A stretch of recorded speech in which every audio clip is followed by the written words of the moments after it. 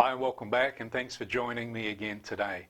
I hope you're enjoying these lessons as much as I am, and researching and finding out the discoveries of what lay right under our feet at times, and the archaeological findings that are pointing to showing the world how accurate the Bible really is, regardless of what people may say.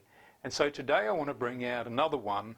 And this one is probably one of the later findings that have been recorded and photographed and so forth. And so this one here, just let me read this again directly from the information given by Answers in Genesis.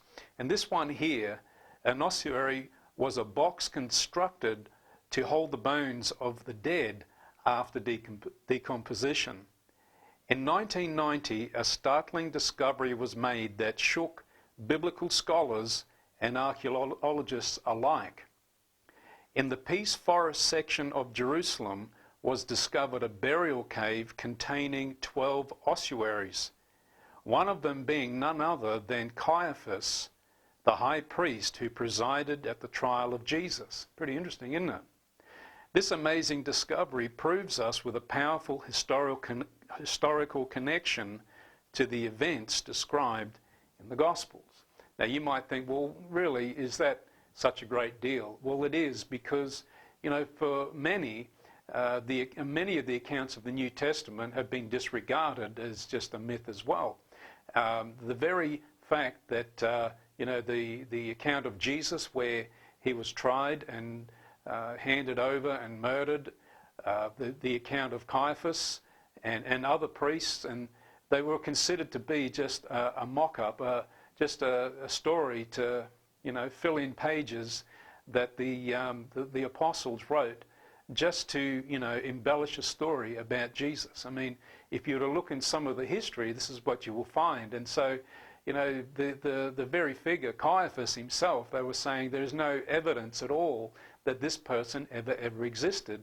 And if he never ever existed, really give us some evidence. If he exists, then we will believe that the account where Jesus was tried, and that Caiaphas, if he was alive, then we would consider then that he did preside over the hearing of Jesus.